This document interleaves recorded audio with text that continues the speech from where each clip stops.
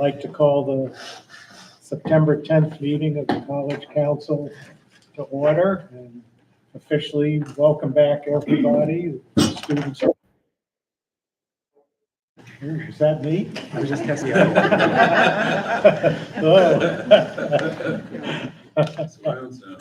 And this is a live stream in the New York State open meeting law. And we have minutes from our last meeting of May 7th to review and approve. And I'll entertain a motion to that effect. So moved. Thank you. And a second, thank you. Discussion? All in favor, aye, please. Aye. Okay, minutes are accepted. And Danielle has a class shortly, so we're going to put him on first for our student government update. Thank you. Good morning, everybody. Good morning. So from the SGA perspective, we have some very exciting news as we're doing a very good job. So compared to 2023, we've hosted only 38 events, but as of 24, we hosted 127 events. But starting today, for our first 15 days of school, we hosted 195 events all throughout campus. Organizations that held the events, we had 44 different organizations holding their own events throughout the first 15 days. And compared to 2023, 2024, we had 11 and 34.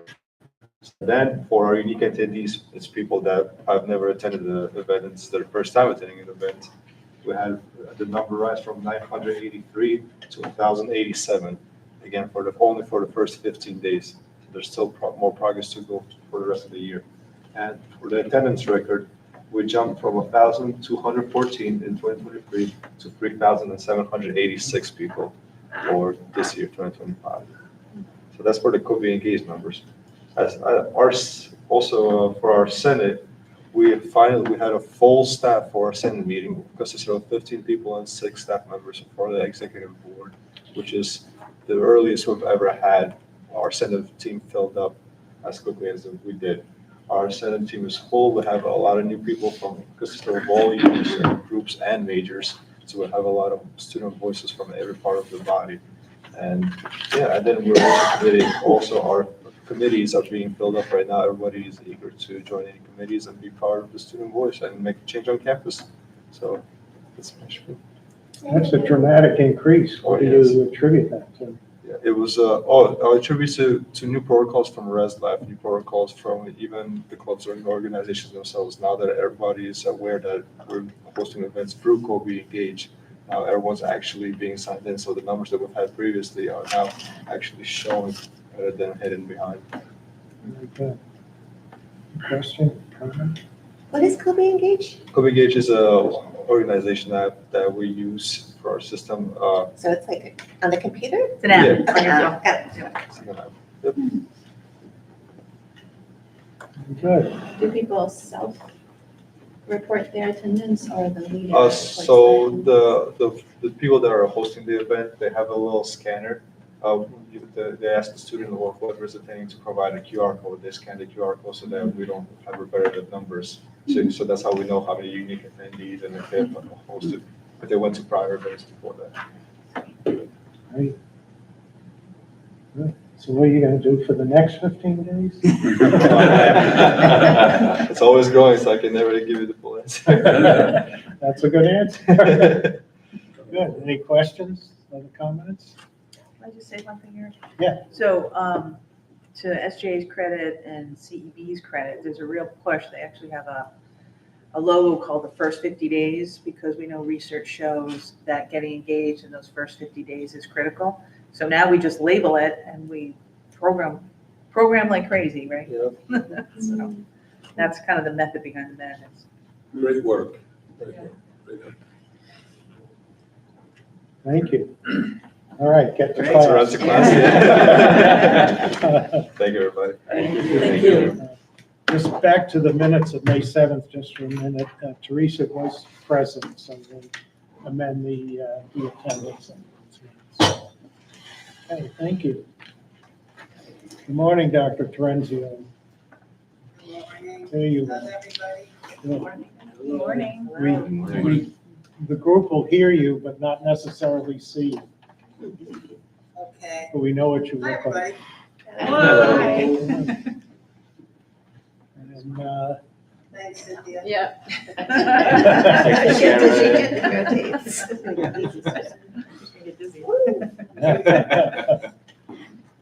the camera's yours. Thank you. I get the pleasure of doing the update from the summer. I'm going to touch on things quickly because the reason why those that are going to speak after me have a lot to share from what we've done over the summer. So just pulling up my phone here.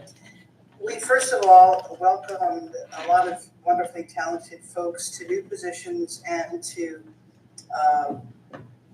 existing positions and inaugural positions. But the first one, obviously, Laura, this is your first official meeting as CFO.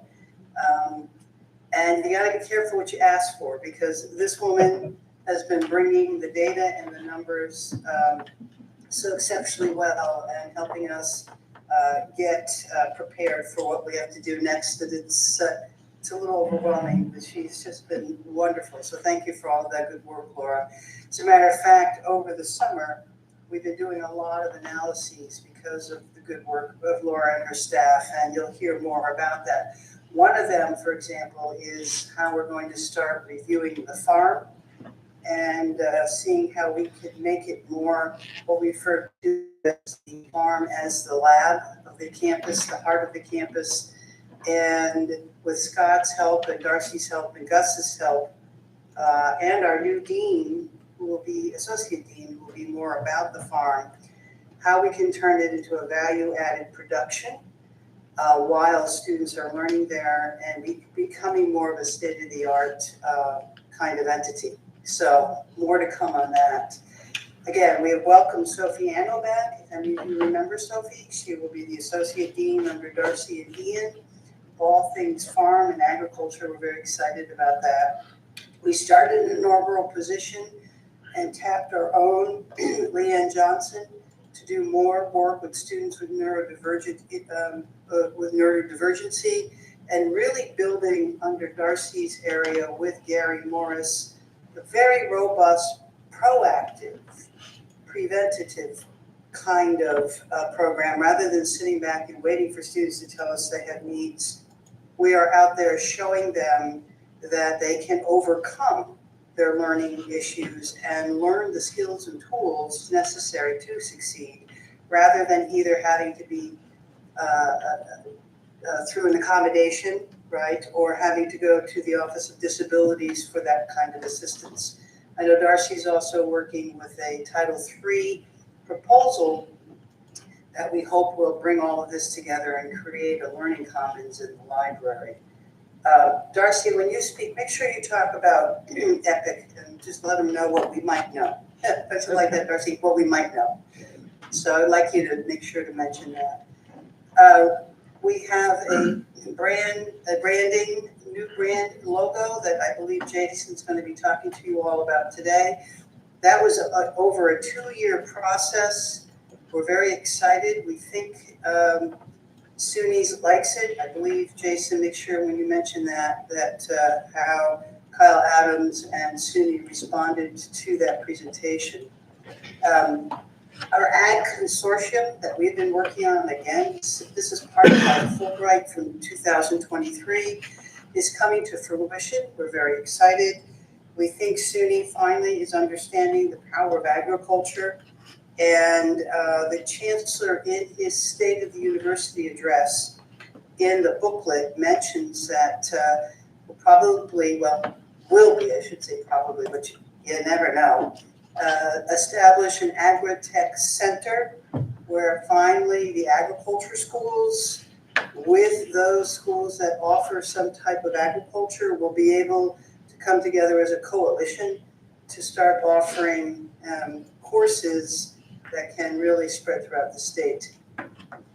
We also worked on our strategic plan, which we will share with you at the next meeting, how this will now lead into a new strategic enrollment management plan. You're going to hear from Anya, and we're revamping the entire way we're looking at recruitment and retention, rebuilding the steps in that.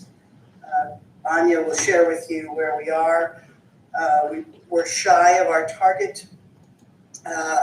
However, we're better understanding where we can go next. We think the branding will help, but there may be a situation where as we are changing the way we are using our name, that may open the door for a lot more students, but it may close the door for others. So we're figuring that all out. Scott and I had the pleasure of being the keynote speakers at the Dutchess County Fair, and I thought it went very well. First of all, a lot of people who were there in farming were from Cobleskill, which was fun. Every time we walked around, they were saying, I'm from Cobleskill. And we're opening yet another new partnership with Dutchess County. I think it's quite exciting. And Scott, and you'll hear from him with the IRV, is doing a lot of work to get Key to Employment up and running, which is the Key Bank $500,000 gift. And I would like right now, if John, get ready, because I want you to make the announcement. But we've hired also 2 new people in John's area, and very good, talented folks, and one of them is a graduate of the college. But John, could you just share with everybody, I think we might have in June, not the last college council meeting in May, but would you share with them the number we reached for the annual giving? Absolutely. So we concluded the year with a 4th record-breaking year, 3.325 million. Our goal was 3 million, so we surpassed our goal by a lot, by over 10%, and we're just thrilled. So it's a kudos go out to not only the campus community, because we can't do this without the campus community, but certainly the foundation board, the alumni association board, and the council. You know, you lead by example and others follow. So I just wanted to say thank you for that. We have 2 new members joining our team. Would you like me to announce those now, Dr. Terenzio? Yes. Okay. Yes. Our first is Nico Zazzi, and he is an Ag Eng alum of just last year, and is a fantastic, he was a fantastic candidate, now a fantastic new hire. He has tremendous energy, understands the campus, has already been involved in campus since graduating, working over with Dave Wage in the gasifier project.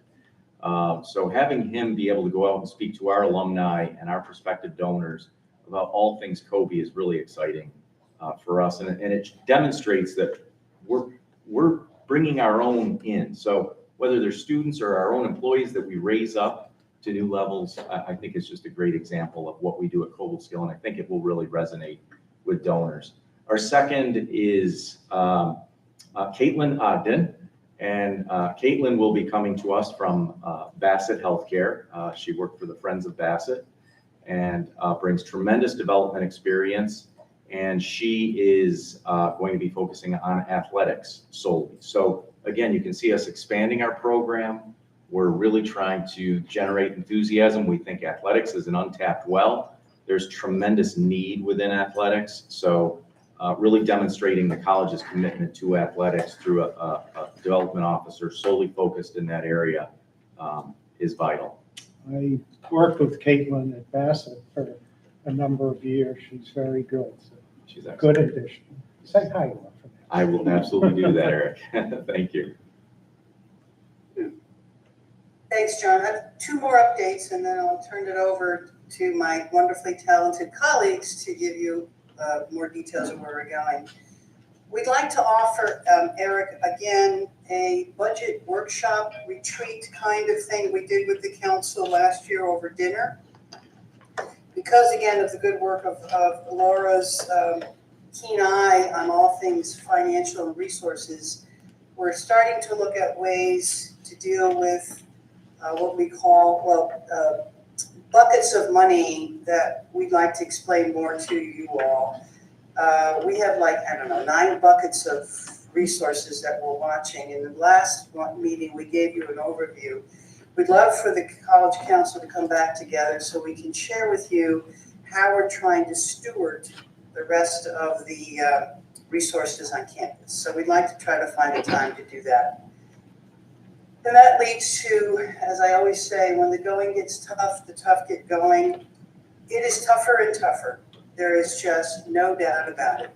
Reading the tea leaves like we used to, it's a little more difficult, to put it mildly. We are doing everything possible as stewards of this institution to keep moving us forward, to be able to dodge and pivot and be as agile as possible. And I know Eric isn't here today, Eric Cage, but I think one of the biggest tools and work we're doing with the faculty that I think is critical is we are revising the entire governance structure of how faculty and administration come together on institutional matters. And we'll explain this, and I'd like to do it next meeting when Eric is with us. But just to give you that thinking, in higher ed, shared governance means that there is all voices come to the table. How you do that is highly codified, whether it's through bylaws or in our case, as well as union contracts, bylaws. And when I first came to Kobe, faculty, you gotta remember there were 8 presidents in 11 years, right? So faculty were very concerned of how to work with administration, and because there was so much turnover, faculty took it upon themselves to take over how to help run the institution and to be able to have a strong voice in that. Over the years, we're trying to show them, as I start my 11th year, that we can calm down and we can learn how to run the institution together.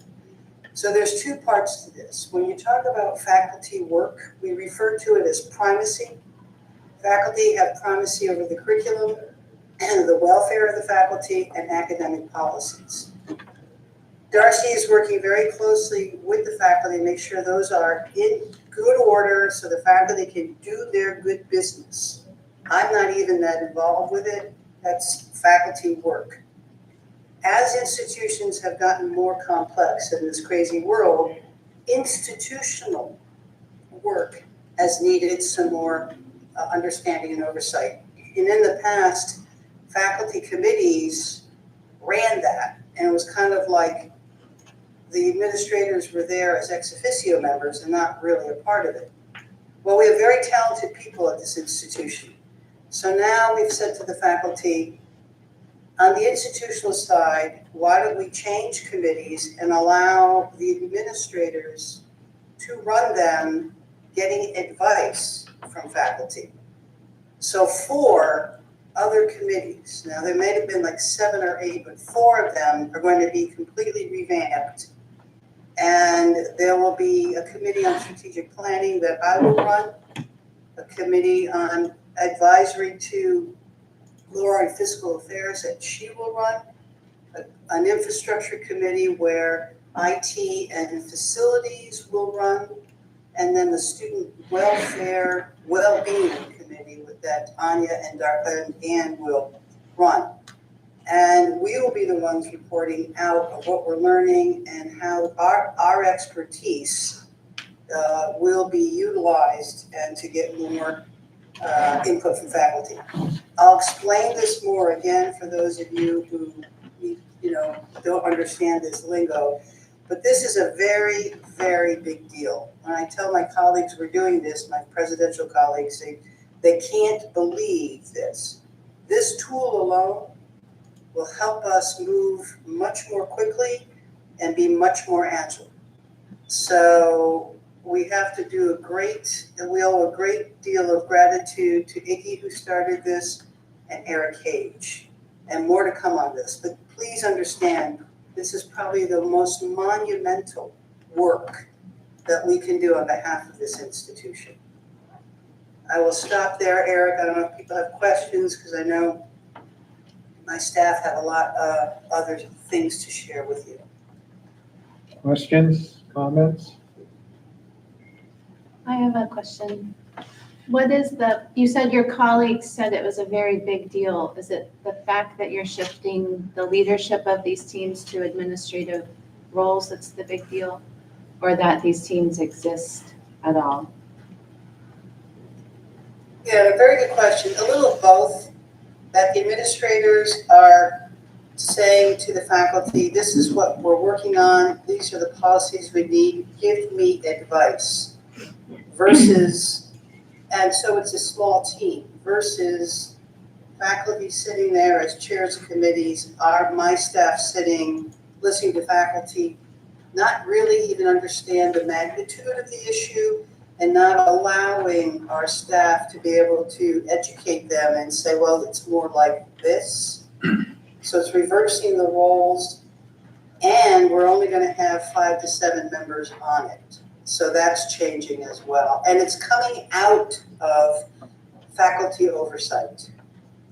Is that answering your question? Mm-hmm. Yeah. Can I add a little bit to that, President Trenzio? Yes, Scott, is that Scott? Yeah. So normally Please. that faculty committee would operate, and then whatever they're deciding has to go back to the faculty body and get approved by the faculty body. And there's a process that has to be followed for that. Usually it means at least 2 meetings. So you're talking about months to have a decision made. So that's what President Trenzio is talking about in terms of not being able to make business decisions the way we need to as an institution, and that really changes, this initiative really changes that whole paradigm. How does it differ from other SUNY schools or college or community colleges? How does, I'm sorry, I didn't how does hear this that. differ? May I add something to what Scott just said? Or we have to ignore them, and decisions that had to be made yesterday have to happen. So we would be working outside of the body without advice because we can't wait months. So it's both ways, right, Scott? Would you Yes, agree totally, with that? totally. And I think just, the question was how most SUNYs are doing it. I think that's why it's important that President Trenzio is saying among her colleagues, that they're saying that they're kind of impressed that we're doing this, because at most SUNYs, it's within the faculty governance, these groups that we're talking about.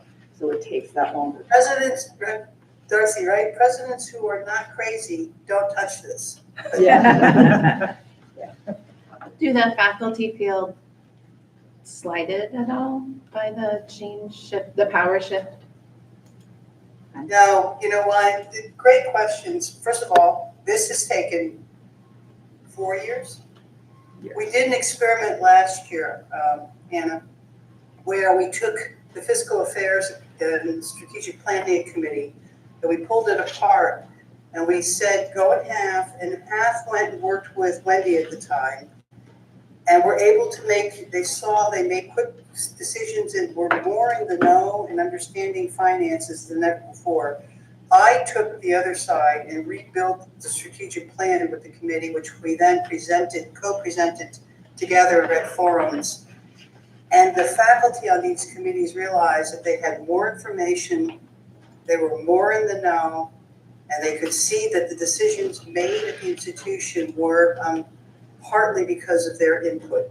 To your point, because people were saying she's doing a power grab, but we had to take our time, show them the power of how the voices were better heard, because I would say to faculty, I can't talk to you. I have to make decisions and you're going to do it next week, and I had to make a decision a week ago. So I said to them, how many times am I not talking to you? And then they went, oh my gosh, she's right. But it took 4 years, to your point. And if I may, President Trenzio, I won't speak for Eric Gage as faculty presiding officer, but what we've witnessed over the last few years is like a discouragement of actually being included in the process. Voices felt like they weren't being heard. They're pulling arms to say, could someone please join some of these committees? So we hope with this new process going forward, people are gonna see the value of participating in it. But your questions are spot on.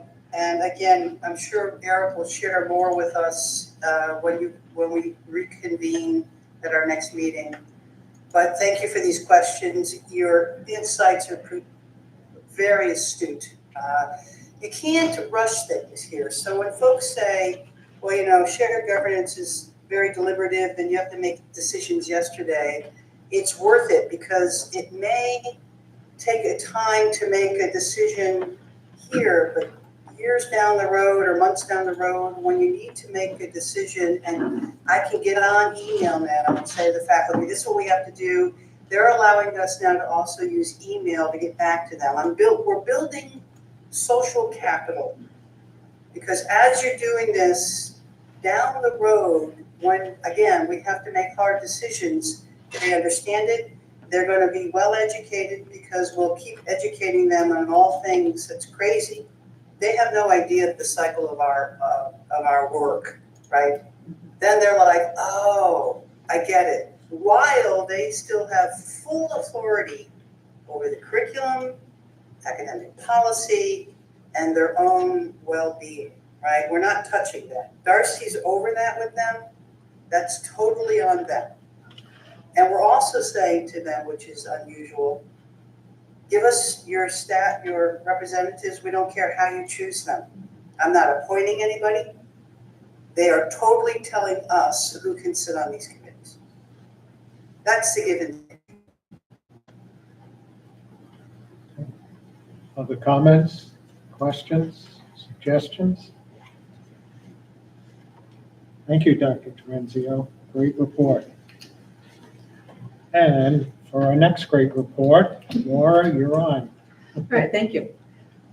So the SUNY budget is very different this year than it was last year. Starting back with the state, so New York State passed the state budget on May 8th, and it was the largest one in the state's history at $254.3 billion. Of that, $114 million of that came to SUNY, which is new money to SUNY. For the campus, we received an increase of $888,000. $767,000 of that was to support the bargaining unit increases that happened, that's going to happen this fiscal year. The campus itself remains a campus of focus under Chancellor King for the stability plan. I'm going to talk about that in a few more minutes. And we have also submitted our request for our budgets for fiscal year 25-26 that has not been approved. We requested $40.6 million of operating funds. As far as our stability plan, I'm going to talk about that again in a second, but we ended the fiscal year 24-25 with a 3.1 structural deficit.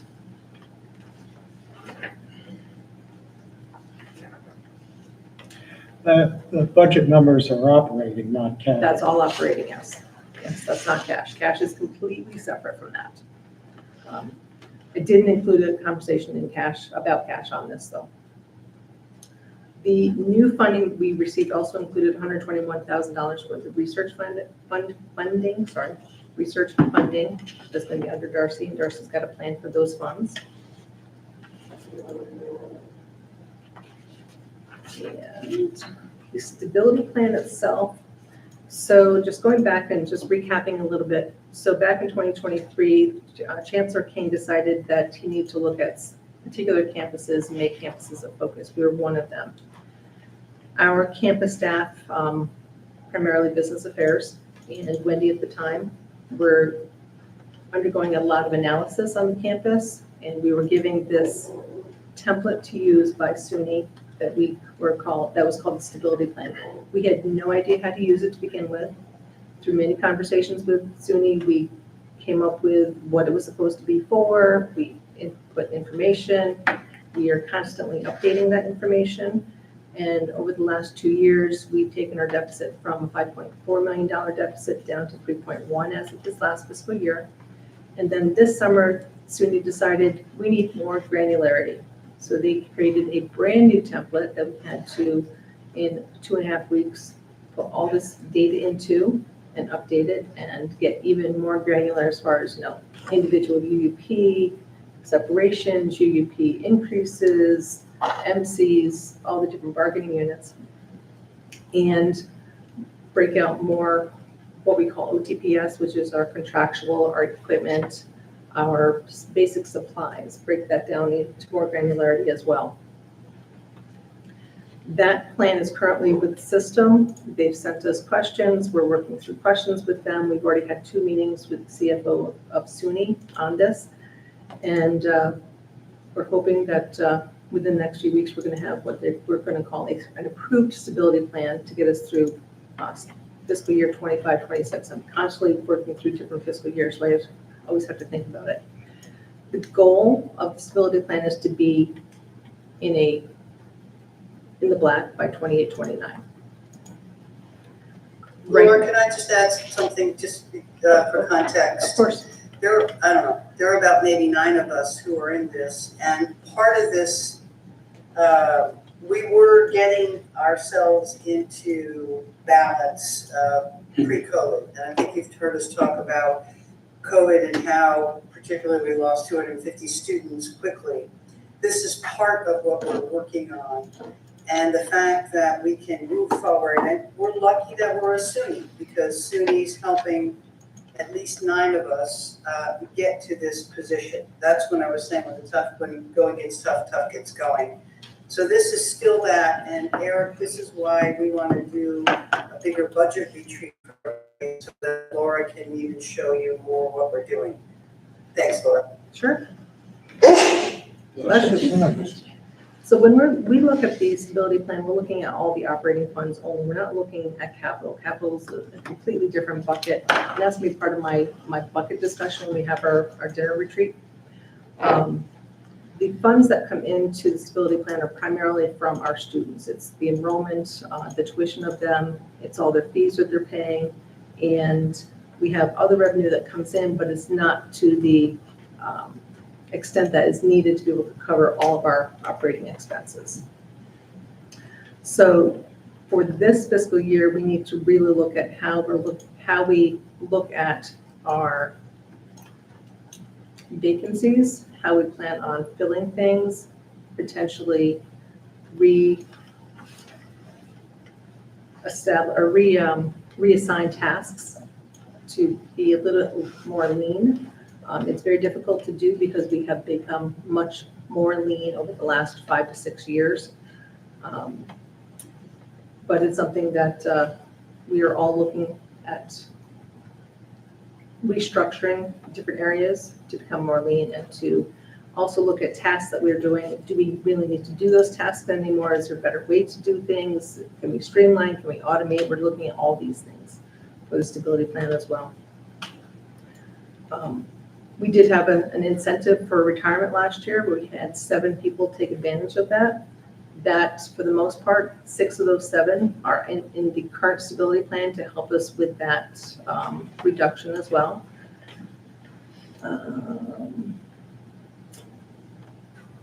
And one of the other big pieces is our enrollment. Currently, we have these targets that SUNY with Anya establishes, and there was a new template for that this year as well. Our initial goal, and I don't want to take too much from you, Anya, our initial goal for this fiscal year was 1909 as far as students, and then we had that reestablished, I'm going to say, down to 1891, and I'm not quite sure where we are right now because week 3 census has not been completed yet because we're in week 3, so we don't know what our final result is for this fiscal year. And that's all I had for today. Actually, no. With the stability plans, we're also looking at building stability plans for the farm. And we have a small task force that's going to be working with our new associate dean, Sophie Anno, and we're going to be doing something similar for our athletic area as well. That's complete. I'll ask Anya and Laura, in terms of enrollment, is there a break-even number? If we had enrollment of X, that would close the gap significantly? There is, I don't know what that number is right now, though. I mean, according to the projections within the enrollment within 5 years, as brought up, increased by the projections would close the gap. What's that projection? Well, it's gonna change this year because, yeah, we were a little bit behind target. So, I don't have that open right now, so I don't remember what the number is, but we're talking 2,000 and some, just a little bit over 2,000.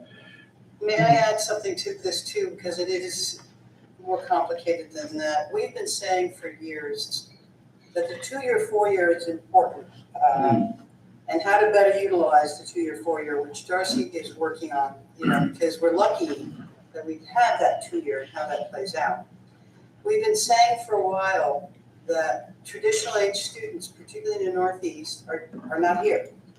And we have been for the last 8 years shifting to try to do more in the adult market space. For example, we're also going to be putting online programs in place that are not counted in the stability plan on purpose. Scott will be talking to you about non-credit programs. So we're trying to build all these areas. So when we say whatever that number is, that's what we call the bread and butter. We have to be realistic. Can we bring in 1,900 of the 2-year, 4-year, and can we also make that up with these other programs? And we purposefully did not put those in the stability plan right now because we got to build them. So we're saying 5 years. It may be sooner, and it has to be a different mix than we're a little concerned because SUNY's like, it's the 4-year model or it's whatever model, and we're trying to say we're a little different. That's why the Ag Consortium plan is critical. That's why all these pieces you're hearing add to the total picture. But if we just say 2-year, 4-year only and not look at the other pieces of this, and that's why Darcy and is doing optimization, but Anya and Laura and all of the team are going to go, well, maybe this, maybe that. So it's not that we don't know.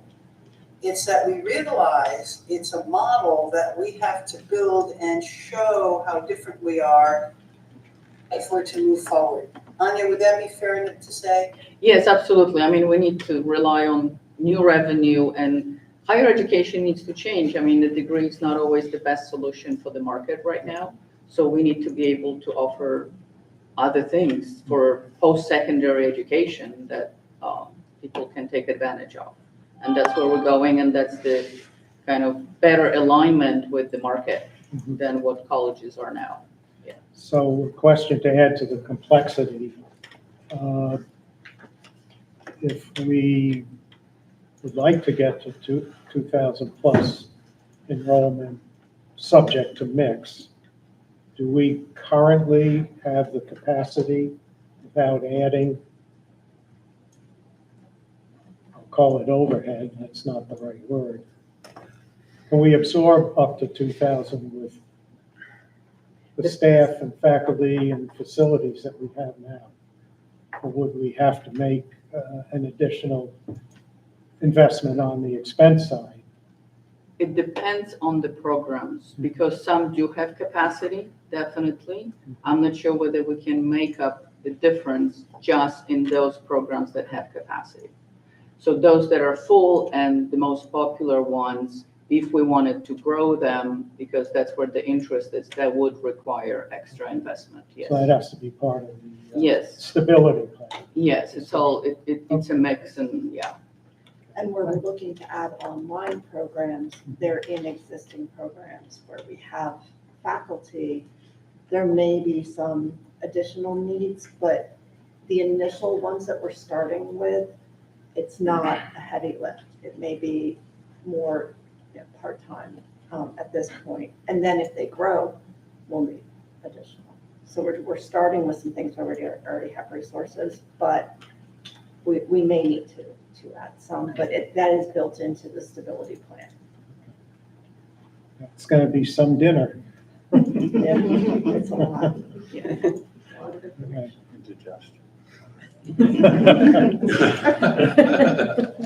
You know, just an aside, it's a lot more fun being in the audience than being a presenter at these. After 40-some years of having to be a presenter. Anything else, Laura? No, thank you. Okay, questions, comments? Anne has a question. I did have a positive ray of sunshine. The numbers in the residence halls are up by about 35. Oh. So again, we're waiting for the third week to end, but and we're trending about 67% of our students are living on campus. So some good numbers there. Very good. You know, what about foreign students? I know that kind of went away with the pandemic. Has it come back? Would we like it to come back? We would like it to come back. No, we're down. We only have 8 international students plus 1 on OPT right now, just graduated. Part of the problem, we had 14 new in the pipeline for this semester. None of them got their interview. Actually, not even that they didn't get visas. A couple were rejected visas, but most of them could not get their visa interview in time to show up here. We've got several of them deferred to spring, but I'm not sure whether they're going to be able to do it by January either. The waiting times are very long, and it's much more strict right now. For every student, they look at even at the border, they will look at your social media accounts and things like that. If there's anything that they don't like, you're not coming in. So it's really the political, federal level oversight kind of really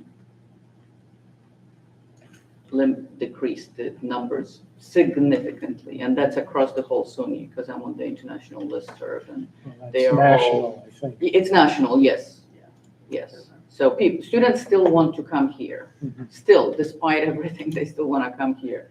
It's just, they're not being necessarily let in. So hopefully, in a couple of years, we can start rebuilding it because of our niche. I think we are a unique school for international students. It just, it's all visa issues right now. Okay, thank you. And if I may add, and Eric, that's why you're going to hear about the branding. And as we're talking, we may want to put a visual together for everybody because of all these moving pieces. We're trying to accommodate what Sue would say traditional. Why don't we try to break out and say, this is who we really are? That's why that Agritech Center is so critically important to us, why we're changing our name and the work that we're doing with Scott and the IRB. All these, again, are not even purposely in the stability plan because we think we can get there quicker, but SUNY just wants to hear about this, right? Their box, right? But we want to do more than that. Okay. Anything else for Laura? Thank you. Excellent first report. Oh, thank you. And good segue to enrollment, Tanya. Yes, so as we mentioned, we on the first day of classes, we ended up with 1,864 students, which is 2% behind the target of 1,909 that Laura mentioned. The positive news is that we're up in transfer students for the first time in 10 years. And we're hoping to kind of drive that momentum. We put together a transfer task force to make the transfer credit evaluation a little bit easier, to attract more transfer students faster. And we're hoping to use some of those strategies that we used for recruiting them for fall to recruit many of them for spring and hopefully make up some of the difference. We're basically 43 students behind as of the first week. However, we are waiting for census number at the end of this week. We have lost so far 18 students due to withdrawal. I think we had a couple of no-shows, but the rest are withdrawal, homesick, they are overwhelmed the first week, whatever. So we're not sure where we're gonna end up with the final number. It will be middle 1,800 number. And another positive news, our summer melt decreased from 11% to 7.5%, which is quite an improvement this year. Summer melt, so students that are deposited and they're thinking of coming, but over the summer decide, maybe I'm not coming. I'm not gonna show up, that we call it summer melt. So lowering that percentage is very important because we count on those deposited students to show up. So when they don't come, 2 years ago, we were at 16%. So we keeping that number lower. So that's a good trajectory for us. And we also, together with Darcy, we're creating a more structured retention task force that's going to start. So there will be actually, retention will be kind of up to everybody. We need to provide students with a good experience, but this time around, we're going to have kind of ownership, somebody coordinating all those efforts and making sure we do better. We've done quite a bit better last year on retention. We increased by 3%, and this year we're kind of flat. So we need to spruce up those efforts and already have a plan in place to do that. Do we do any sort of exit interview with the 18 who are homesick or whatever? If they filled out the official withdrawal, if they requested for withdrawal, we do. Some of them just decide to disappear. So yeah, we don't catch them in time.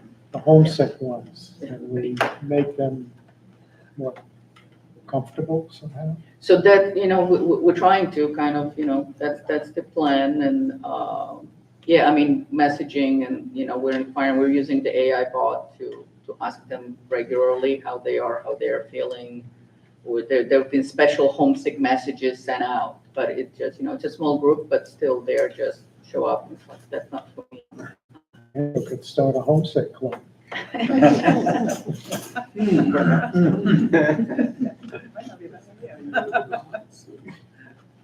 Anything else?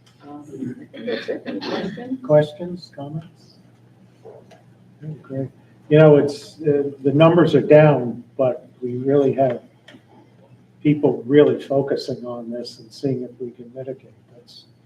That's tough part of the job. I think I don't have concrete evidence. I'm waiting for SUNY whether they can provide me with the numbers from local high schools, the number of graduates. Because that number I don't have. I just have overall county, how the high school numbers go. But part of the reason could be the cliff hit us a year ahead than it was supposed to hit. But yeah, I have to confirm them because I don't have a direct reason why we are actually lower. Because we've done everything we've done last year, plus additional marketing, and we were up 7% last year. So it's kind of hard to determine what caused it. Can you just talk a bit about the cliff? I mean, when is that coming? So it's supposed to be, the peak of the cliff supposed to be 2026. Okay. And that June 2026 when graduates, it's high school graduates, when will be the lowest numbers of high school graduates kind of across the region, right? Across the country, especially the northern United States. In the South, they are not necessarily expecting the cliff just because of the immigration population that they have. But here, those numbers are lowest that they ever been. Yes, so I think with some schools, it's hitting sooner. Yeah. That's a smaller classes, less children go to school and graduate from high school. So that's the cliff was supposed to be hit everybody next fall. And it continues to go down. Right. It just jump back up. It's not gonna go back up for another 12, 15 years. Do they factor in homeschooled children? So it's that in 2008, 2009 with the recession, people stopped having children. And so there's this drop just in number of 18-year-olds, right? Yeah. It's not just local schools, but it hit the Northeast more than other regions of the country. Yeah. So the kids who are homeschooled are still within that demographic. Yeah. So we don't necessarily, when I was talking about looking at local high school graduation numbers, you're right that if there are some that are homeschooled, they may be within that, but that's not necessarily impacting the data. The data is that there are just fewer students of that demographic. Fewer young people. The demographic cliff has been in the sites of Northeastern colleges for 10 years. And really that was exacerbated by the pandemic when there's even more flight from New York State. That's why you're seeing surges down south. So it's been this compounding issue, not just for us, but everywhere. Yeah. Do they know when it's gonna bottom out? I don't know if there's a bottom. There might not be As Anya said, it's like 12 to 12 to 15 years 15 out, it years. starts to Yeah, come the back birth up. are gonna go up, so then will be more kids in school. And Assuming to nothing else everybody's happens. point, this is not the case in the Midwest and other places. Right. So this is unique to the Northeast. Mhm. So more why we're trying to also expand our reach elsewhere. And you'll hear about the branding, why that's important. But we can get you data points on these pieces. So, I mean, you just put demographic cliff, even in Google, all this it's gonna stuff come we're sharing with you will pop up. Appreciate it. I'll just add too, that's why you'll find that the president and Scott in his role are so really invested in economic development. How do you grow regionally? How is there this effort across the state, across the system, across the Northeast to expand economic opportunity? There's a lot to be said for value added. And I think this college does an awful lot to actually produce the value and to now promote it strongly. So fewer people going to college, get more people to pick us. Well, I think your hands-on learning, you hear a lot of people like, well, you don't need to go to college, you need to go to trade school, which I think co-skill is like, they offer trade in a college setting. And ag is cool these days. Right, and to Tracy's point, we really look at the hands-on. When you hear other schools talk about it, they may, the chancellor's trying to get every institution to do an internship, which is the 4th year. We have ESF students who came, talk to our students and say, you get to do that now. We don't get to touch that for a while. So when you hear hands-on learning, right, it's unfortunately been, I think, taken over and taken hostage, just like applied learning. They think they know what they're doing, but we're so unique. And we have to realize that we have to show that uniqueness rather than saying, yeah, we're this. And again, why Jason and his wonderful team are doing what they're doing. We have to explain it again because people think it's one thing and that really is more than that. Okay, thank you. Erwin. Yeah, so I have a few updates. First and foremost, effective this past summer, the Office of the Chief Diversity Officer has been given the opportunity to provide leadership for our Unity Center. For those that don't know what our Unity Center represents, it's really a place and space where our values are and our commitment to diversity, equity, inclusion, and belonging are realized and reinforced. In addition to that oversight, my office also provides leadership for our Greek Life program. However, we will continue to, of course, partner with student development. And to date, that relationship is thriving. We are currently looking or seeking a Unity Center director. So we're involved in an active search in that regard. And it looks promising moving forward. I also wanted to share that the Universal Design for Learning Task Force, we have expanded our task force to include 3 additional faculty members and 2 staff members, simply because we want to broaden the scope as we look at developing resources for our faculty to integrate Universal Design for Learning principles in their curriculums. Right now we're working on a series of professional development opportunities that we will launch through the winter session. And so that truly looks promising. And lastly, we have developed a DEIB focused course for our students in Foundation for College Success, our incoming students. And that will be delivered through our Bright Space platform. And so we're really excited about that as well. And I just want to say that, looking forward, I have a a great deal of optimism as it relates to diversity, equity, inclusion, and sense of belonging. I think Cobble Skill is uniquely qualified and quantified to continue that work. And it really has become an ingrained part of our culture. So things are looking great. Do the students feel secure with everything that's going on out there? Yes, Eric, from my vantage point, SUNY Cobleskill is a haven. It is a safe space and place, and they feel a sense of belonging here. And although there are external pressures that may rear their ugly head from time to time, we remain committed to our values. And so I think and I feel that our students feel as though they're in a happy space and place. So. They know that faculty, staff, administration have their backs. Yes, and I want to let you know a little secret. That's our secret sauce, right? That's what makes us uniquely different from many SUNY institutions and many of the privates. We do have that back, absolutely. That's another value added, I think. Okay. Questions, comments? Okay, thanks, John. Thank you. Darcy? All right, so a couple of things for me.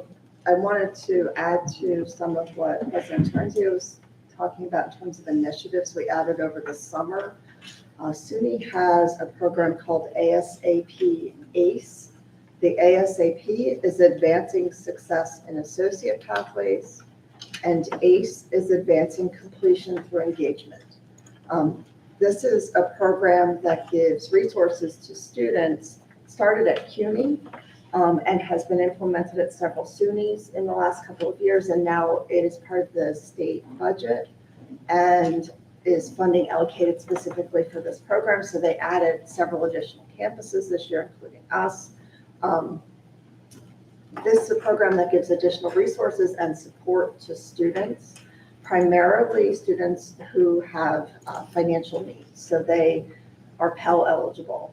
Is one of the main criteria. There's not even an academic criteria specifically. So we provide some additional financial support to them, but also they have a dedicated advisor that they meet with every month. And then there's a director for the program. So this is funded through those state funds.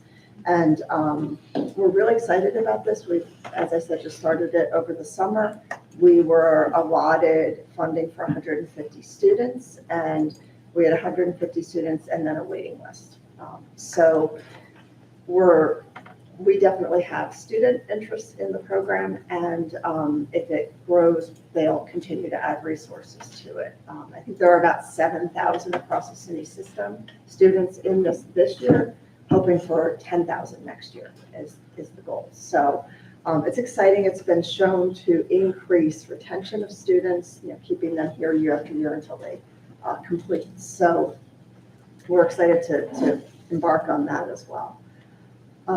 President mentioned the EPIC program. This is EPIIC, Enabling Partnerships to Increase Innovation Capacity. And this is an NSF-funded grant that we've been invited to participate in a principal investigator meeting tomorrow, but have not yet heard whether we got the funding or not.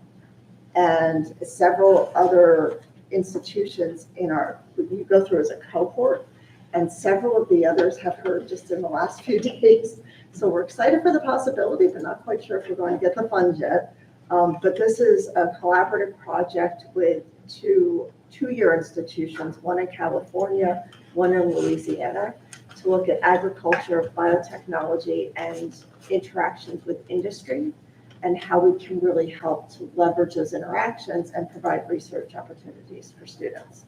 So it's a really cool program that I can explain more if we get the funding, but it's $400,000 over 3 years, I believe it was. So it'll be great. It'll provide some seed funding for our faculty to do research and with their students. So we'll keep working on determining whether we receive that or not. Unfortunately, our primary contact there is no longer with NSF, so I'm trying to figure out who to ask the question. And then the academic optimization process, what we're doing, this is happening at institutions across the country. You hear about programs being phased out. You hear about a lot of this being sort of top down or coming from boards of directors at the state level, et cetera, for some institutions. We're really looking at this in a very holistic way. We've got our faculty in, and what we're doing is we're looking at enrollments across our programs. We're looking at faculty numbers. We're looking at the facilities that are required, what we can do better, and also, there may be some changes. It may be some things that are currently a 4-year degree that maybe should be an associate's, or maybe should be a micro-credential or a minor, and still provide that opportunity to the students, but not utilize as many resources. So we're looking at things in that kind of a framework. And it does make people a little nervous because they hear you're looking at optimization and think, cut it, right? And that's not the goal. The goal is to make sure that we are utilizing our resources the best way that we can and the best way for our students. So we had a task force this summer that took a lot of quantitative data, but also some feedback from departments, some information we got from program reviews and other things to look at how we can classify those more qualitative things. Just because there are only a few students in a program doesn't mean it's not central to our mission or not very important or providing, a real service to those students. So trying to get at some of that rather than just the numbers. SUNY's doing this throughout, so we wanted to get ahead of it. And that task force did a great job this summer. And now Academic Council, which is a larger group across campus, is really digging into that data, looking a little bit more at the financials, looking at what that feedback was and looking at what the options are for our degree programs. So more to come on that, but it's been a really good experience, very, very faculty involved, and we're getting their thoughts on all of it as we go through. Thank you. Questions, comments? Okay, thanks. Scott, Institute for Rural Vitality. So my team and I have been focused on economic development and new profitable alternative revenue streams. That's really what we're working. We had a very busy summer. We were involved in 3 phases of the Achieve Governor's Challenge for the $150 million challenge that was put out there for economic development regions to compete for a $50 million award. We put in phase 1, we put in a proposal for all $50 million for the Mohawk Valley region. In phase 2, we put in, I think, 15 or 16 individual proposals. That's what they required, was individual proposals for each project. And that totaled up to about $40 million. In phase 3, which was their follow-up questions for the ones that they started to move forward on, we have 6 projects, I believe, that are in that for a total of about $25 million. So we've been very involved in trying to bring about some investment for the broader economic development, which will also positively affect us as an institution of education.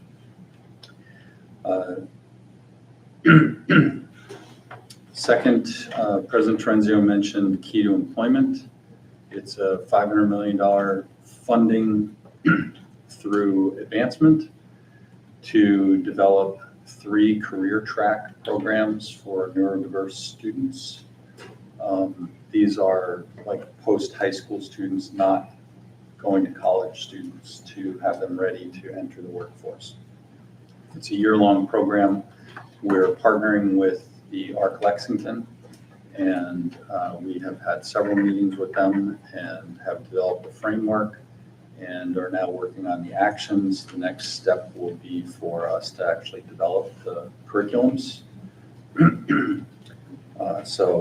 The plan for that, the target right now is to start the offering in May, June timeframe of 2026. The objective is to have 90 people go through that program by the end of year 3.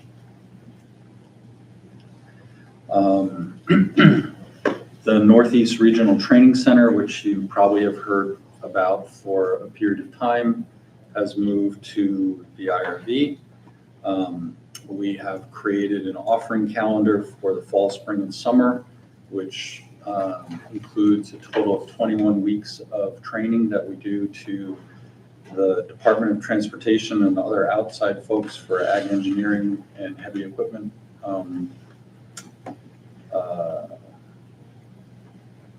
career enhancement. They're usually 2 to 4 day workshops, basically.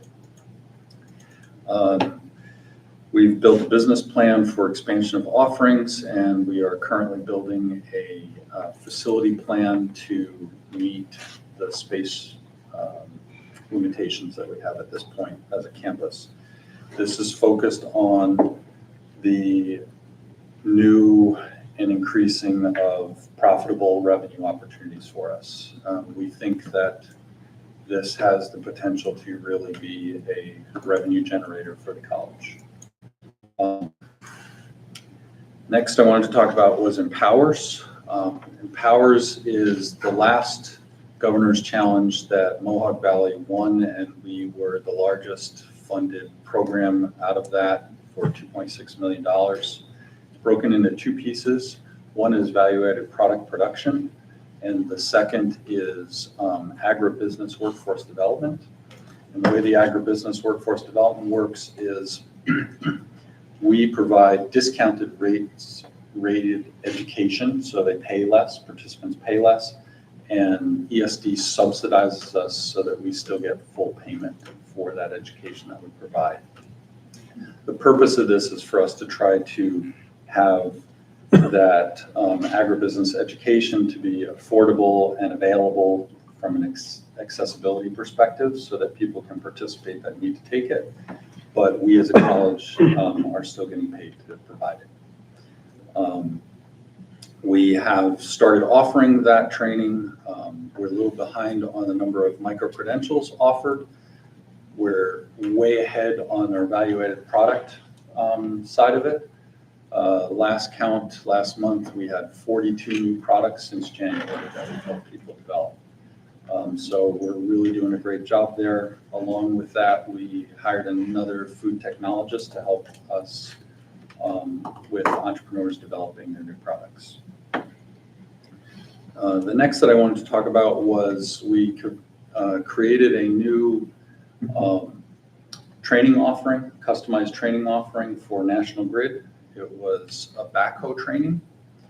And the really good learning for us out of this was we learned that there's a market out there for us.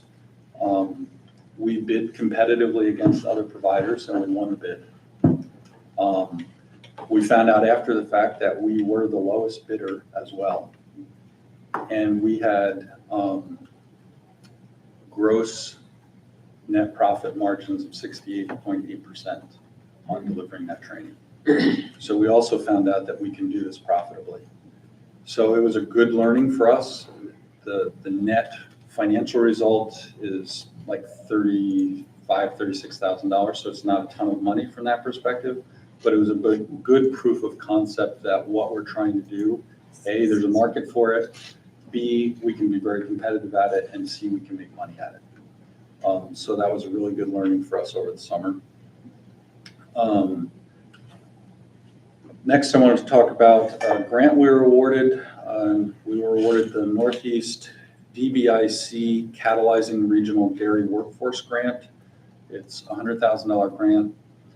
It's managed out of Vermont for the whole Northeast region.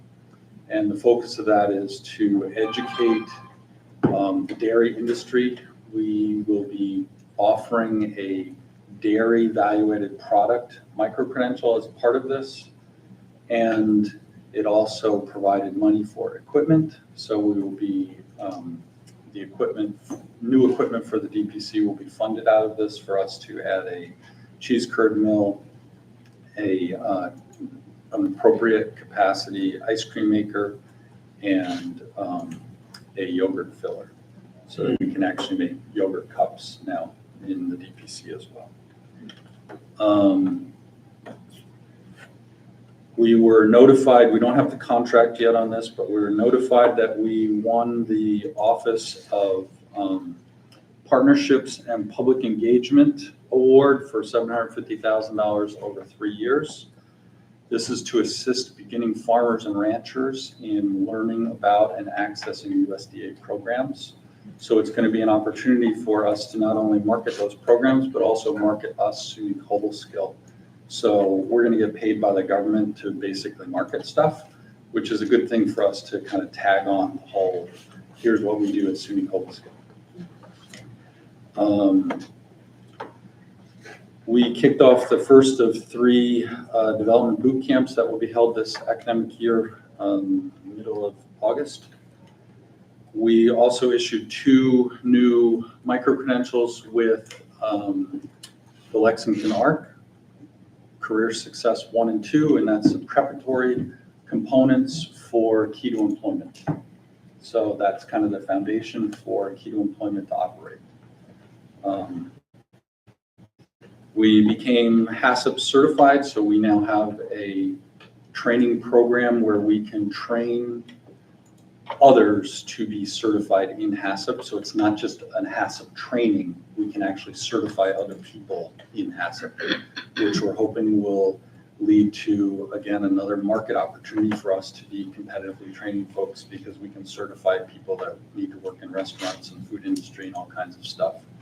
Whereas the real competitor to that is online programs. So if you don't want to learn that way, there's really not another offering for you.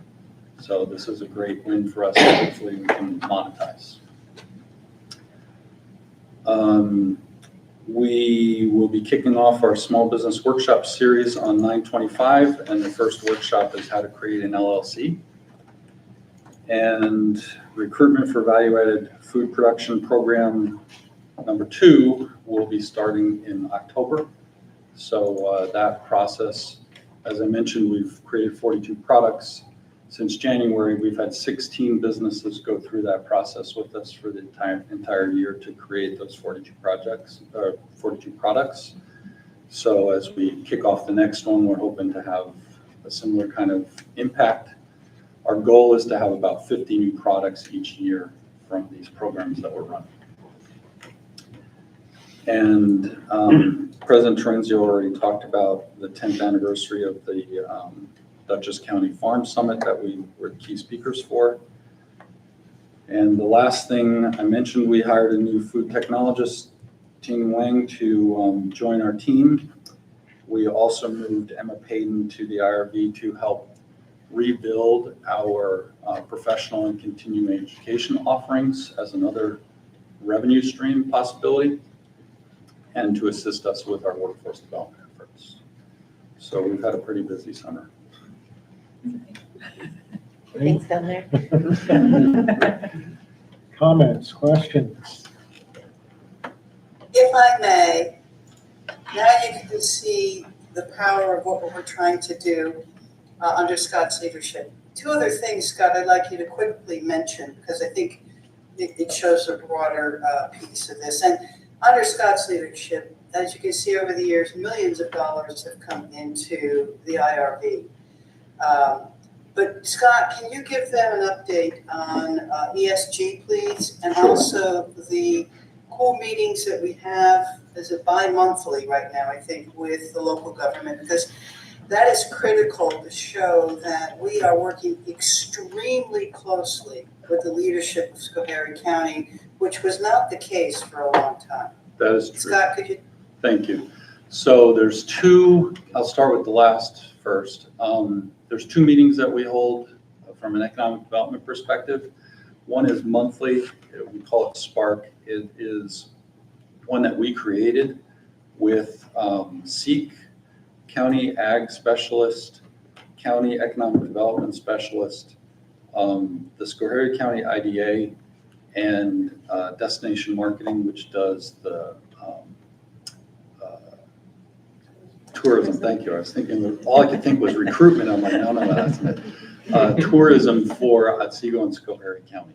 So basically, all of the entities that are engaged in economic development initiatives in the county, we meet every month, at least once. Second, what President Trenzio alluded to is every other month, we invite a number of people, including some of the county executives that are engaged, and the chair of the county executives that are engaged in economic development for the town of Cobleskill and the county, and the county economic development coordinator, and the Ag Society, a member of the board of the Ag Society. There's 10 or 12 of us that get together every other month to talk about the initiatives that are going on from an economic development perspective in the region. And what we've created is a synergy to figure out how we all have our own initiatives, and I'll talk about Empire State Greenhouse, that's ours, SUNY Cobleskill. But we figure out what is our place as an institution to help with those other initiatives that somebody else is leading, so that we've got some synergy going behind those things. That's really what the emphasis is. And then for ESG, Empire State Greenhouses, are one of the achieved proposals. It is now a $400 million economic development project, and it will be on that hill over there, the Kobe Farm Hill. Down towards where the transportation, the DOT office is. So it's kind of in that little sunken area back there. It will have a vertical grow space, which is going to be the first one in the United States that is carbon negative. It will bring the latest agricultural technology to Cobleskill. And what Gus and I have been working on with ESG is it will provide access to us as a college to have our students engaged in that latest technology. In other words, they will have a lab space that we will be able to utilize in that vertical grow room, and a classroom and other things that enable us not to have to invest in that technology, but have total access for that next generation agriculture for our students. The steady stream employment is expected to be about 150 people, and these are very good jobs. Basically, if you don't know what vertical grow is about, it's a combination of networking, which is all the computer and software side of stuff, with robotics and electro controls. So it's really a combination of a number of technologies come together for that to happen with the understanding of agricultural science. Scott, is there a time frame? We're still hoping to break ground this fall. Wow. They're waiting for their engineering update because they had to change some of the equipment that was in there based on the tariffs and getting stuff to the US. There is no manufacturer of this equipment in the US. So they've been trying to figure out how do they do different components to be able to lessen the impact financially on the project.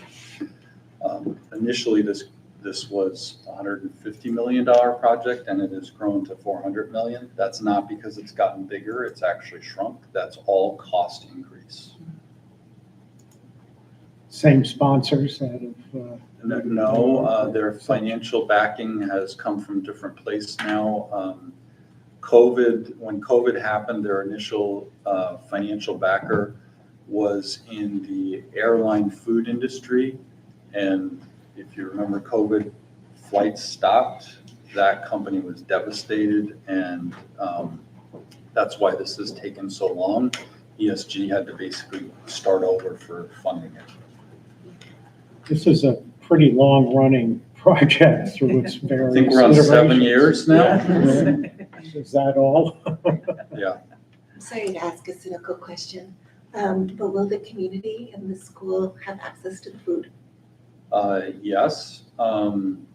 We have already had the discussions with CAS, because this is CAS land, so they've been involved in these conversations for the site itself. And then from a community perspective, the beauty of this is Empire State Greenhouses really wants to augment the local agriculture and not compete with it. So they're really trying to be in the off cycle of products that they grow so that their financials are the highest they possibly can be. What that turns into in terms of being able to offer distribution assistance and things like that, we don't really know yet. And thank you for being aware of not competing with the local farmers, but also getting the best food during the rest of the year. And from that perspective, this is also groundbreaking because most of our food comes from California. Right. And now you're talking about a supply chain for the East Coast that will exist right here. Is it hydroponic or what is that? Yes, they use hydroponics. They will also have a traditional greenhouse for longer grow products, like I'll use this as an example, tomatoes maybe, right? But your greens and stuff will all be hydroponic in vertical grow systems, yeah. And you say vertical, very tall? It's about 3 stories tall. Yeah. Which, being down in that low spot will be a good thing because it's not super visible then. Yeah. Questions, comments? All right, thank you, Scott. Great report. Jason, you're on. Okay, so hopefully this will be an exciting update for everybody. I just want to start with a very short timeline of what led us to today and what we're about to see. In our strategic plan is a line of developing a new institutional branding campaign for the college. So in 2023, we put together an internal branding committee with faculty and staff. And we kind of did an internal SWOT analysis on our own branding, what's strengths, weaknesses, opportunities. And we had great discussions, and that culminated in a report to cabinet with some recommendations. Now, how do we turn this report into a workable brand messaging campaign? So we brought on an individual who's a branding consultant. He's from California, and he sort of took our report, he came to visit campus, did focus groups with students, faculty, staff, cabinet, and distilled the language in our report into a brand platform. Give us new messaging under 4 pillars: hands-on, purpose-built meaning from your first year, you're engaged in research opportunities that you might not get anywhere else, and you can start to see your next chapter, your career from your beginnings here. Close-knit community, small class sizes, a vibrant student life that Daniel was talking about earlier, and a sense of place. From talking with our students, we learned that a farm on campus is a decision maker for them. We have other facilities and labs that you're not going to find anywhere else in the Northeast that are right here for you. This is our place of learning. So those are our sort of pillars of our messaging. So our messaging is in place. It's good. We're going to start rolling it out. But we needed a new logo. And the logo was a very, very difficult process. And there were hundreds of designs. We had our graphic design staff working on it, graphic design faculty working on it. And we were trying to come up with an icon to represent the college. But every icon we looked at was kind of polarizing in a way, because it might have, represented one area of study, like a leaf or a cow or a barn, and it just wasn't all encompassing.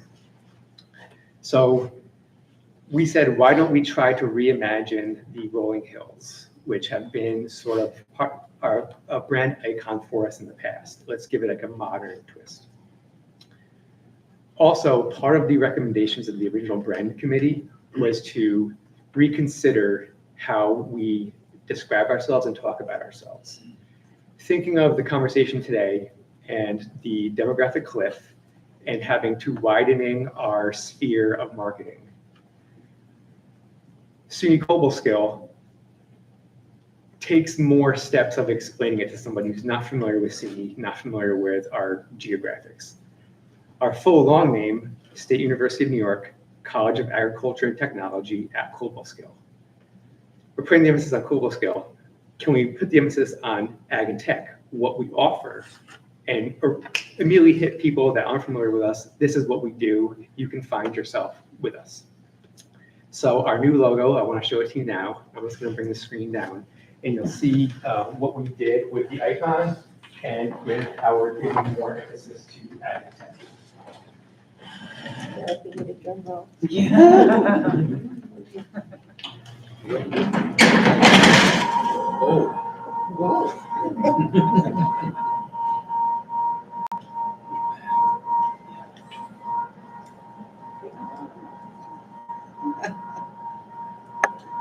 So this is our new logo. This is our new short name, SUNY Cobleskill Ag and Tech. The icon, we're calling it the open book. It shows some rolling hills and the sunrise and a bloom inside of a open book. The beauty of this is we as a staff couldn't come up with a logo ourselves. We had 4 student interns in the marketing graphic design students. This was created by one of our current students in the graphic design program. So this is our new name and our new logo. This was presented to SUNY, our messaging platform and our logo. We presented it to SUNY's Vice Chancellor for Marketing. They are all for it. They're in strong support of it. They said, we can't have 64 generalists. You leaning into your distinction, we support this, we're for this, we think this is the way to go. I think they want all students to sort of lean into our distinction, and I think we're doing it in a bold way. So that's my presentation. In mid-October, we hope to have a campus sort of like celebration reception, which will include the introduction of a brand guidebook that will teach members of our campus how to use and how to talk about us, how to use our branding. That will be followed by a public announcement of we are now SUNY Cobleskill Ag and Tech, here's why. Admissions is already printing materials with this new logo and messaging to take out on the road with them.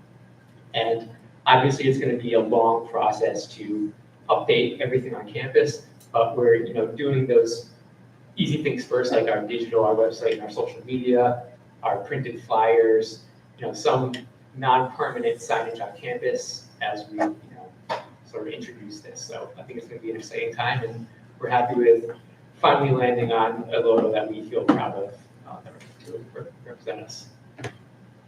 What's up? Nice.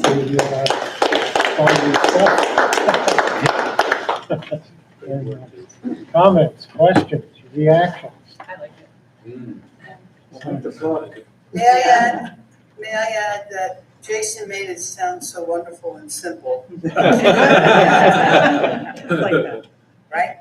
It was not. Behind this. Well, we wanted to take the shared governance ethos into this and bring in as many voices as possible. Obviously, we can't put in everybody's 2 cents, but seeing things that were said from different point of views that were similar really helped us get through it. So there was a lot of community engagement, and we didn't want to kind of leave any stone unturned as we explored this. So it was a long process, but we're happy to kind of introduce it to the world next month. Wonderful. Well, to your point, they put this on all kinds of apparel, all kinds of things to see what would stand out. And there were 6 of these logo projects, and they did this for every one of them, kept bringing it back. And while people were talking about it, we're saying, well, is it for the current student? Is it for our future? What audience are we working with? It goes on and on and on. And normally a campaign like this would be hundreds of thousands of dollars. But because we have the staff we have, and because this wonderful man, Colin, from California, took a liking to us, the outside cost of all of this was only $10,000. So that alone speaks volumes. And Jason and Anya and Danielle have versions of this. So the open book, like for the Unity Center, is can be a rainbow flag. It can be black, it could be green, it could be orange. There will be a presidential piece to this, all kinds of variations on this theme.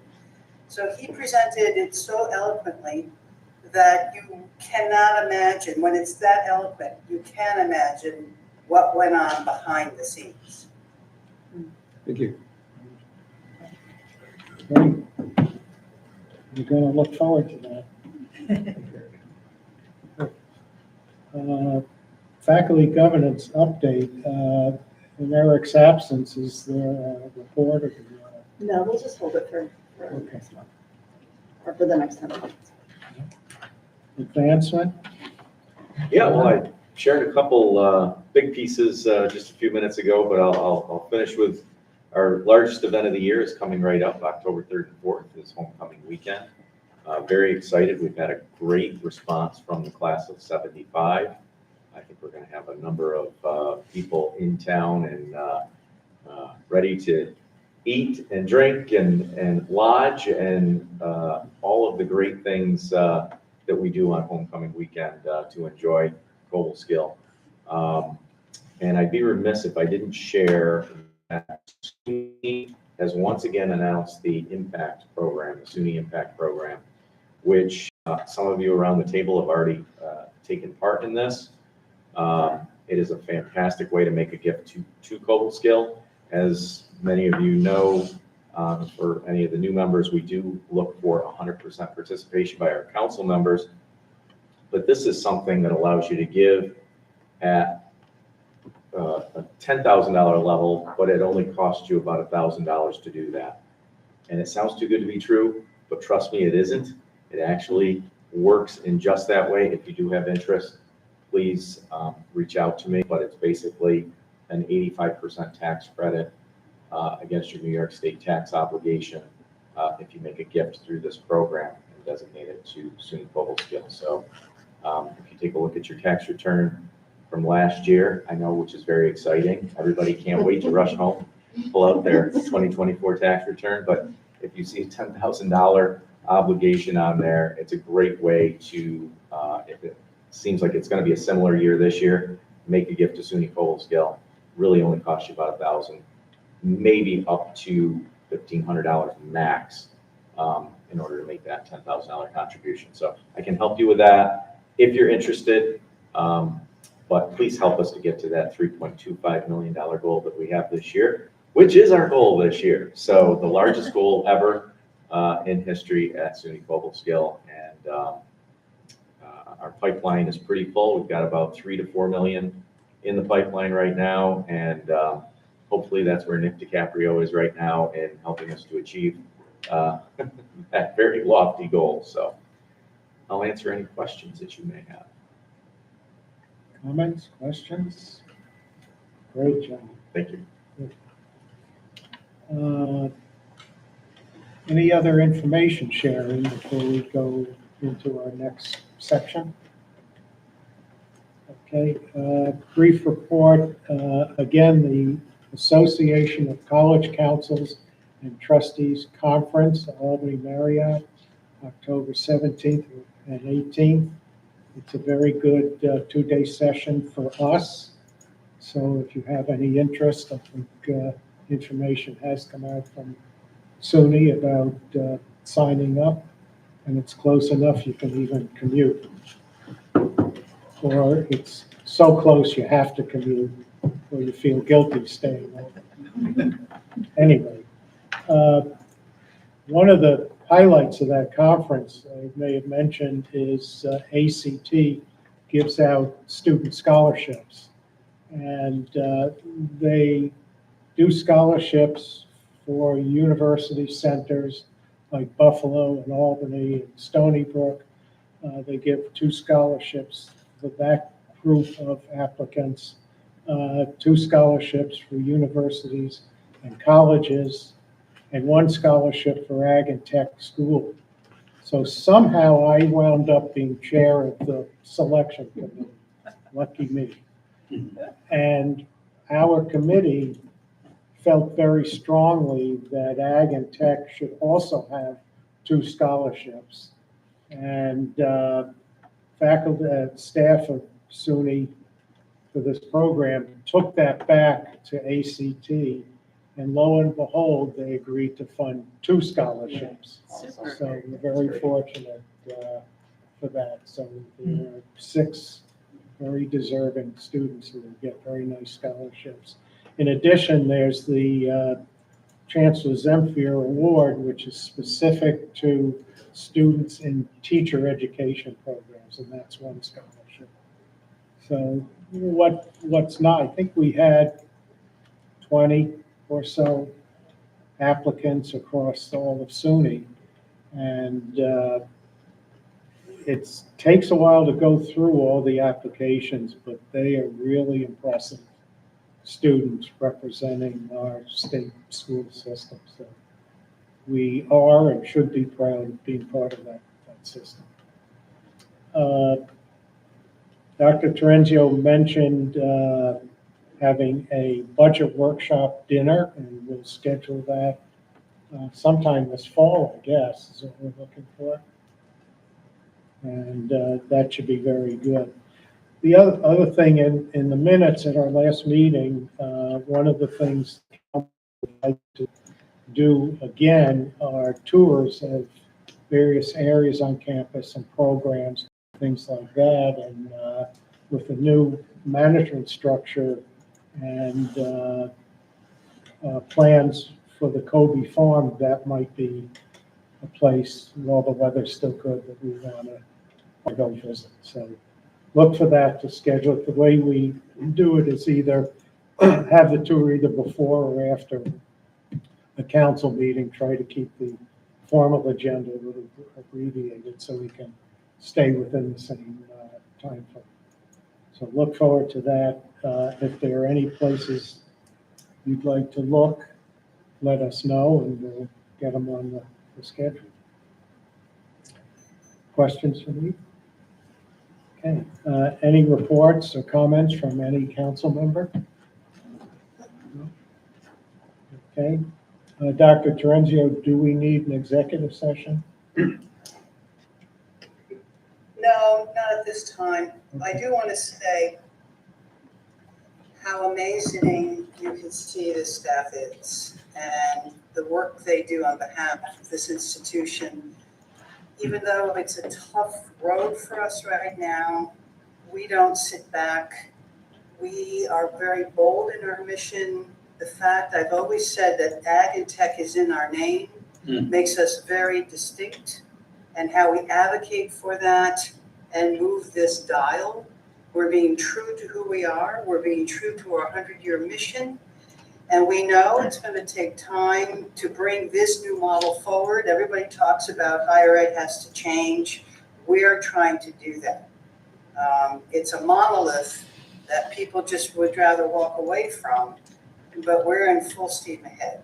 Does that mean we're going to have to continue to figure out enrollment, the stability plan? All this is positive. And I think if it wasn't for the creativity of the staff before you, we would be in a shape that I don't think would sustain anything, to tell you the truth. We keep saying it is what it is. Things and forces coming at us, we could easily say, well, can't work with that. We don't. It is headway through, and I do know within a few years, for sure, we will be where we have been visioning to be. So I hope the College Council sees the strength, the fortitude, the courage of those who are sitting before you, that I don't even have to be there in person. And I want to thank my staff for the work you do, for the hardships we go through together, and how we come out on the other end. Resources are more than just finances, they're goodwill, they're the dynamics of how we work together.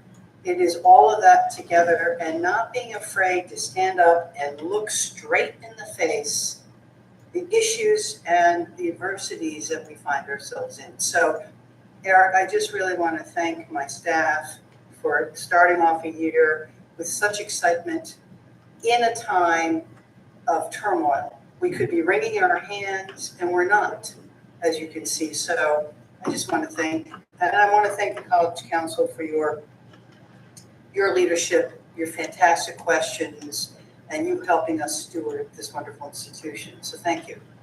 Very good, thank you. And certainly your team is part of that value add. We've attached a calendar of key meetings over the next year and a roster of us. And is there any other business to bring before the council? And we are, take a motion to adjourn. So moved. Second? Second. All right, discussion, all in favor, aye. Aye. We are adjourned. Thank you, everyone. Great you. start to the year. If you come to Alumni Weekend, I encourage you to stop by.